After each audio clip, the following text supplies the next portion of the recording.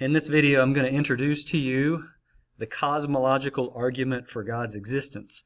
Sometimes you'll hear this called the Kalam cosmological argument because it was created by Muslim scholars.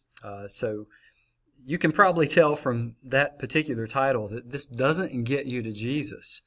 But this argument does take you to the idea, or I should say it leads to the conclusion, that there had to be a God, one God who created everything. So why am I giving you this argument? Well, it's in case anyone ever asks you the question, how do you know God exists? What they're asking you for is evidence. And so this is going to be an argument that uses evidence. And we're also going to talk about the nature of arguments in this video as well. So let's talk about it. What are the conditions of a good argument? Now, please understand this. An argument does not mean you're having a fight. An argument does not mean that somebody's going to throw furniture or you're going to call somebody names. It doesn't even mean you're going to necessarily raise your voice above normal conversational level. In fact, if you're raising your voice, if you're shouting at some point, the argument is over with. Argument simply means this. It's a way of reasoning with people. To have an argument, you have to have at least one premise and a conclusion. Usually you have at least two premises and a conclusion. Think of it like a thesis statement, or think of it like a paper that you might write for school. Your conclusion is your thesis statement. Your premises are your reasons why. And so that's what an argument is. You're telling someone what you believe, and you're giving them your reasons why. Now, what are the conditions of a good argument? First is that it's logically valid. The conclusion logically flows from its premises. And to demonstrate this, let me show you a very simple, very well-known argument. And so here you see it. There are two premises and one conclusion. And it goes like this. All men are mortal. That's premise one. Premise two, Socrates is a man. Conclusion, therefore, Socrates is mortal. You see, the conclusion flows logically from the premises. All right, if the premises are true, then the conclusion just follows. It's the natural outcome of the two premises. And so it's kind of like what you do with a thesis statement in an essay. You say, here's what I believe about this subject, and here are my reasons why. Or you could start with the reasons and then say, now here is my conclusion, or here's my thesis out of these two pieces of evidence. So that's what we're working with. All right, the second condition of a good argument is that the premises are true. And when you're having an argument of this type, what you're doing is laying out your premises and your evidence, and you're asking, is this premise true? Are these premises true? You want to go over both of them, or however many premises. Some arguments have more than two premises. They get kind of unwieldy when you get too many premises, so generally two is what we want to shoot for. A nice, simple, straightforward argument. And then the third, the premises are more plausible than their negation. Now, what does that mean? That means that it's more plausible that your premise is true than the opposite of your premise. Okay? Here's an example of this. Well, let me go back. So if we jump back, sorry about that quick change. If we jump back to the Socrates argument, the negation of the first premise would be all men are not mortal. And then the negation of the second premises would be Socrates is not a man.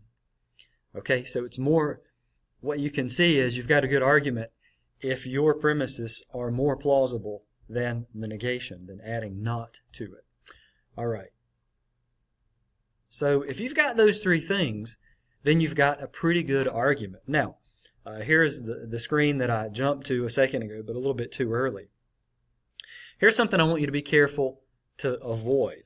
Avoid saying, if at all possible, I'm going to prove God's existence. That is not what we're doing. This is not proof like a mathematical formula. Here's what you need to keep in mind. Proof is in the mind of the listener. Proof, whether you prove something, is emotional. It's not necessarily logical. And so if you tell somebody you're going to prove God's existence, and then you lay out this argument and all the evidence, all the person has to do is say, I don't find that convincing. You didn't prove it to me. And then you feel like you've lost the argument. But you actually haven't. So beware of that. Also keep this in mind. Almost nothing can be proven with 100% certainty. So that's why you need to be careful how you talk about this. Here's the better way to say it. Instead, get in the habit of saying, I've got good reasons to think God exists. Even avoid the word believe. Don't say, I've got good reasons to believe God exists, because then people think that you're talking about faith, and they distort that definition as believing something to be true without any evidence. Get in mind to say, I've got good reasons to think that God exists. I'm going to tell you my reasons, and your reasons are your premises, and then the conclusion that follows from it. All right, so here's the goal. The goal is to persuade the other person using sound logic and evidence. That's ideally what you want to happen when you're having a discussion known as an argument, where you're actually using logic and reason. And hopefully that'll happen, and sometimes it will. But sometimes you'll discover people, a lot of people, maybe most people, are so firmly entrenched in their view that they don't want to give it up, even if there's a lot of compelling evidence that they're wrong. And especially if you do this on social media, they're going to hold on to their opinion because it's probably a 14-year-old sitting in his mom's basement in a computer, and they don't want to give up their positions on things, even if they're totally ridiculous and irrational. So your goal is to persuade the other person using sound logic and evidence, or if they're not convinced by it, they must hold an absurd position if they disagree. In other words, if they go against what you are saying and your argument, well, it's going to make them look irrational and absurd. In other words, to disagree with you, they have to pay a high price. Whether that high price is an emotional high price or rationally, that is, they've got to give up some rational view for an irrational view, or sometimes socially. If there are other people listening, if there are other people viewing the argument, and the other person disagrees with you and it makes them look ridiculous, then, hey, that's a point for you. Let me give you an example of this. This is one that came to me on Facebook. I will not name the student, but I made this point. Objective morality exists. Objective morality is morality. It's viewing things as right and wrong, regardless of anybody's opinion. And so I said, basically, objective morality exists. Some things are wrong no matter what a person's opinion. Former HPCA student, only in the high school for a couple of years, so he didn't graduate from here. He said, I don't believe in objective morality. So I asked him something like this: could it ever be morally good to torture babies for fun? And because he wanted to hold on to his position, he said, yes. All right, so now people were watching that. They were reading that discussion. Do you think it made him look foolish to hold that position? Well, I think that it certainly did. So that's what it means to make them pay a high price. Okay, you can disagree with me, but it's going to cost you. Emotionally, rationally, socially, whatever. All right, so that takes us to the cosmological argument for God's existence. I'm going to give you the argument, and here's where you should get out that sheet, and I'm going to give you the bubbles to fill in as we go. And what I'm going to give you is called an argument map. And I'm going to give you the argument, then we're going to look at the evidence and the objections that would go along with it. So here it is. It's a very simple argument. Cosmological argument goes like this. And you need to memorize this. It's very simple, very straightforward, and I want you to memorize it word perfect. Because if you get certain words wrong, you get the argument wrong. So memorize it perfectly. You can do it. I know you're a fallen creature and you have a sin nature, but you can do it because it's just 3 sentences. Here's the first premise. Whatever begins to exist has a cause. Pretty simple. Second premise. The universe began to exist. And make sure you say universe, not world or earth. And here's the conclusion. Therefore, the universe has a cause. Okay, so we're going to tackle those. We're going to go premise by premise and then get to the conclusion and get to some understanding of what these things mean. But you can see it's pretty straightforward. Experience will tell you that this is true. And before I get into the argument itself, let me give you this, because this is probably the first thing you're going to get hit with, the first objection. And this is not on your sheet, but I know you're going to get it, and I'm going to hit you with it.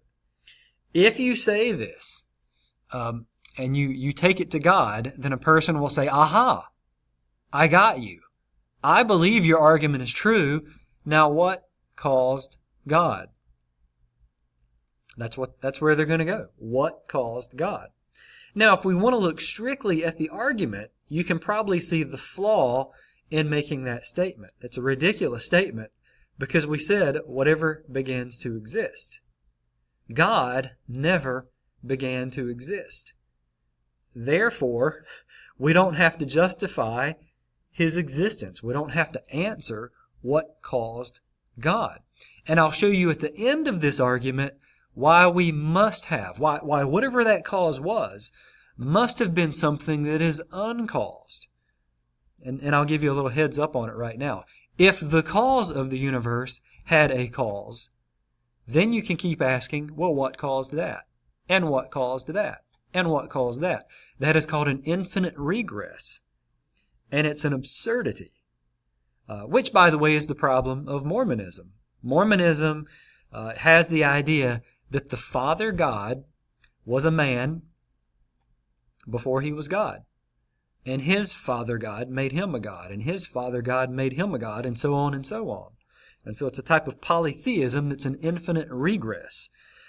So, and again, somebody who says, well, what caused God? That's like saying, well, when did the bachelor get married? A bachelor, by definition, is unmarried. God, by definition, is uncaused because he never had a beginning. So God is not judged by this argument at all, just in the very definition that we're using for God. Okay, so we'll get into some of the specifics in the next video.